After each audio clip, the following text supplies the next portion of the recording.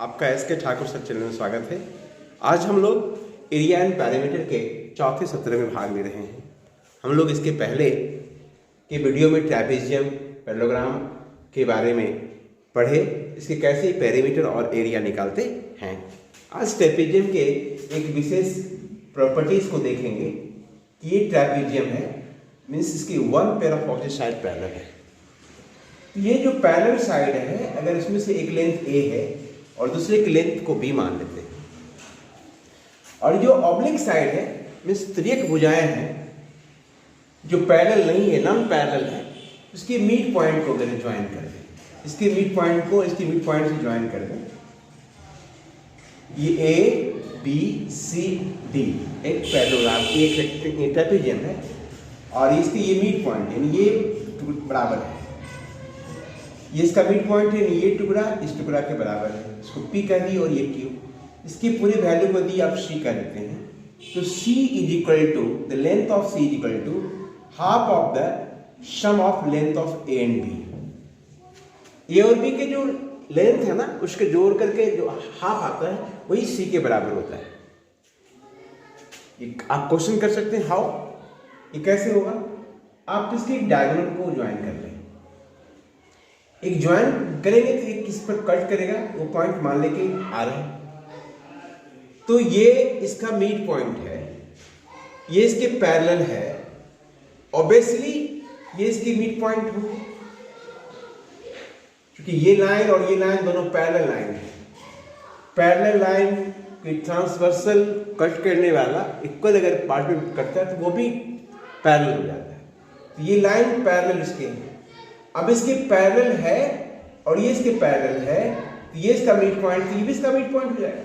तो C R का जो ये पी आर का जो वैल्यू हो जाएगा मिड पॉइंट थ्योरम से बी का हाफ होगा। कहते हैं ना किसी ट्रायंगल के दो साइड के जो मिड पॉइंट को मिलाने वाली लाइन सेगमेंट होती है, थर्ड साइड के पैरेलल एंड हाफ होती है, तो इसके बी की हाफ हो जाएगी। और ये जो आर क्यू है इस ट्रायंगल में लेंगे तो 1/2 की हाफ होगी। पी आर और आर क्यू दोनों को जोड़ दें तो b/2 plus a/2 means a plus b/2 हो गया। P R plus R Q means हो गया पी क्यू बराबर a प्लस b/2, और पी क्यू को ही हमने c माना है, तो c is equal to a plus b/2 हो गया।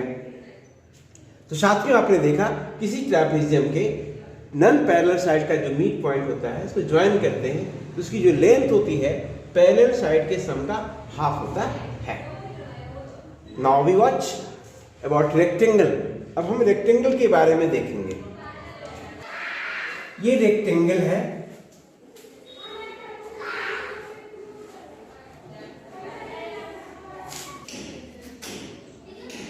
ये रेक्टेंगल है,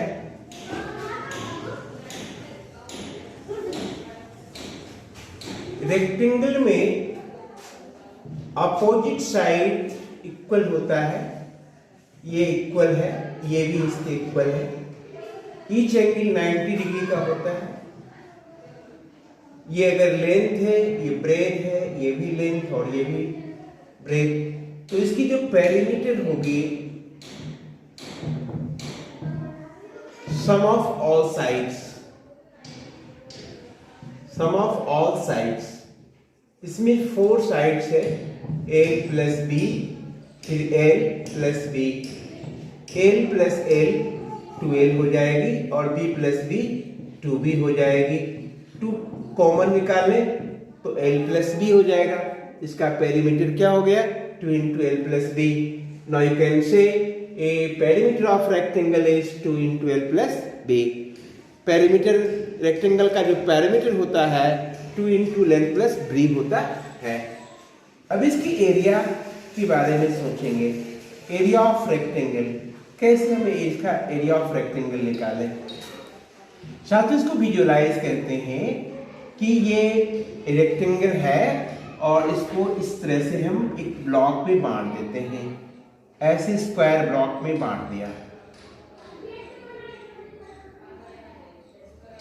1 2 3 4 5 6, इधर 6 ब्लॉक है और इधर 1 2 3 ब्लॉक है, ठीक है ना। पूरे काउंट करें 6 7, 8, 9, 10, 11, 12, 13, 14, 15, 16, 17, 18, टोटल 18 ब्लॉक्स है।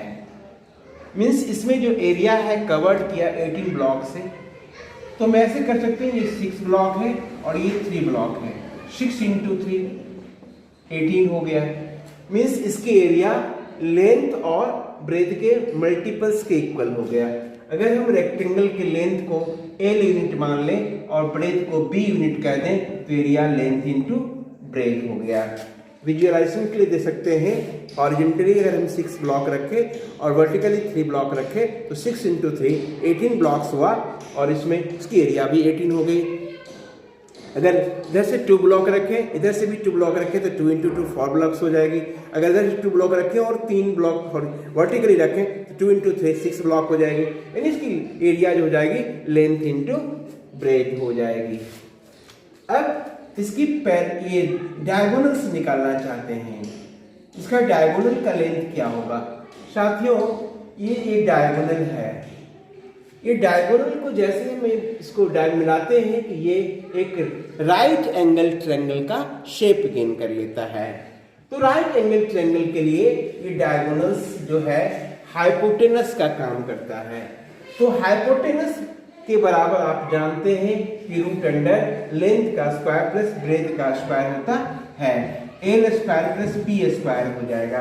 यानी इस रेक्टेंगल का डायगोनल इस ट्रायंगल का हाइपोटेनस है और hypotenuse is equal to root under perpendicular का स्क्वायर प्लस बेस का स्क्वायर होता है।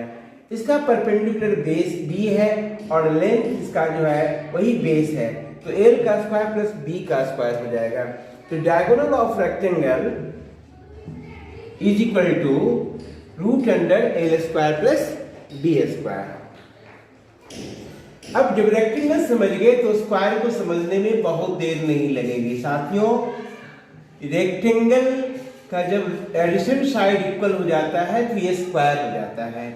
ये ए है तो ये भी ए और ये भी ए और ये भी ए, ईच एंगल 90 डिग्री का हो जाता है। ये एक स्क्वायर है। एरिया ऑफ स्क्वायर अगर हम निकालना चाहेंगे तो क्या होगा, जो एरिया ऑफ रेक्टेंगल था लेंथ इंटू ब्रेथ, लेंथ में ए है और ब्रेथ में भी ए है, ए इंटू ए हो गया ए स्क्वायर। इसी को आप कह सकते हो square of sine, area of square हो गया। पेरीमीटर निकालना चाहेंगे तो फंडा को भूलना नहीं साथियों। पेरीमीटर मीन्स घेरे का पूरे लेंथ, माने sum of all sides, sum of all sides, ये बेसिक फंडा इसका हो गया।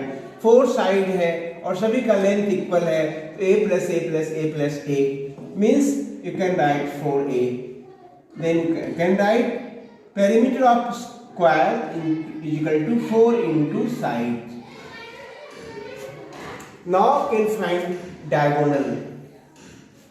इसकी जो डायगोनल है वो फिर एक राइट एंगल ट्रायंगल क्रिएट करता है। राइट एंगल ट्रायंगल के लिए ये हाइपोटेनस है, हाइपोटेनस बराबर होता है रूट अंडर परपेंडिकुलर का स्क्वायर प्लस बेस का स्क्वायर। इसका परपेंडिकुलर भी ए है और बेस भी ए है, तो ए का स्क्वायर प्लस ए स्क्वायर, ये हो गया 2a स्क्वायर, यानी आप रूट 2a कह सकते हैं। Area of a square is equal to side square, perimeter of a square is equal to 4 into side and diagonal of a square is equal to root 2 into side। Side पे root में नहीं है, root के बाहर है, यानी आप कह सकते हो साइड इंटू रूट 2। साइड को रूट 2 से मल्टीप्लाई करेंगे।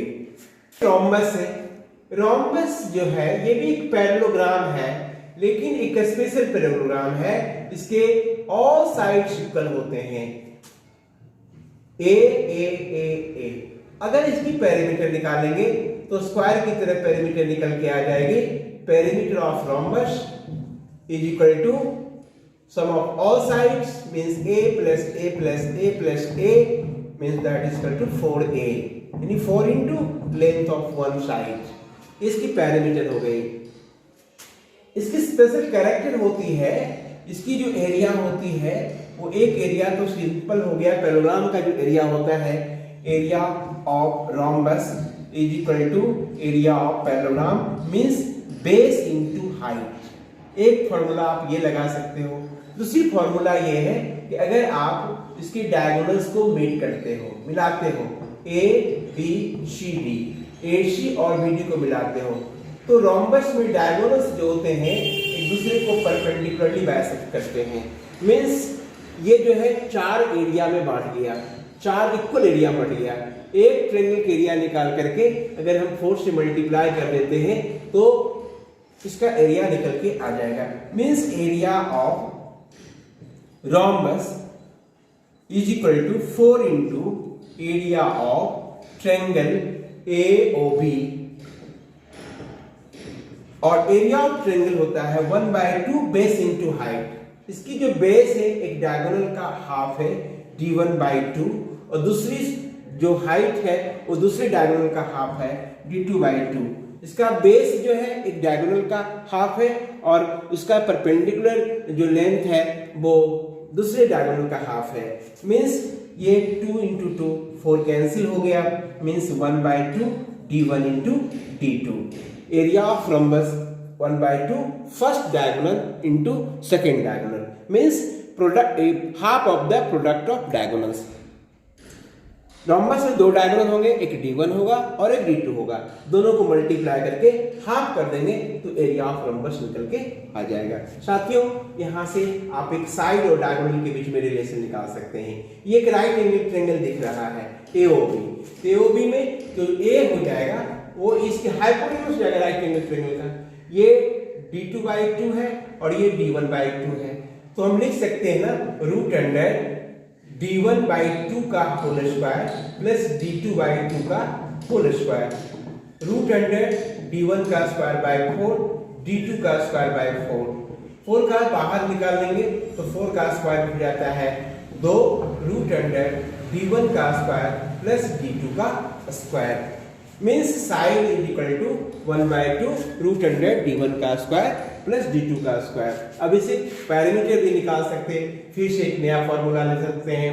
Parameter is equal to 4 into side 4 into A, 4 into A का मीन्स 1/2 √अंडर d1 का स्क्वायर प्लस d2 का स्क्वायर। ये कैंसिल हो गया, 2 √अंडर d1 का स्क्वायर प्लस d2 का स्क्वायर। इस तरह से इसका पैरामीटर निकल गया। साथियों, रोम्बस का पैरामीटर हो गया 4 into side, area of rhombus base into height हो गया, और दूसरा हो गया 1/2 d1 इंटू d2, और साइड का डायगोनल के साथ रिलेशन हो गया a बराबर 1/2 √अंडर d1 का स्क्वायर प्लस d2 का स्क्वायर, और पैरामीटर हो गया 4 इंटू साइड, 4 इंटू साइड यानी 2 इंटू √अंडर d1 का स्क्वायर प्लस d2 का स्क्वायर। साथियों, फिर अगले वीडियो में कुछ नई चीज लेकर के आएंगे, तब तक के लिए आपसे विदा लेते हैं। नमस्कार।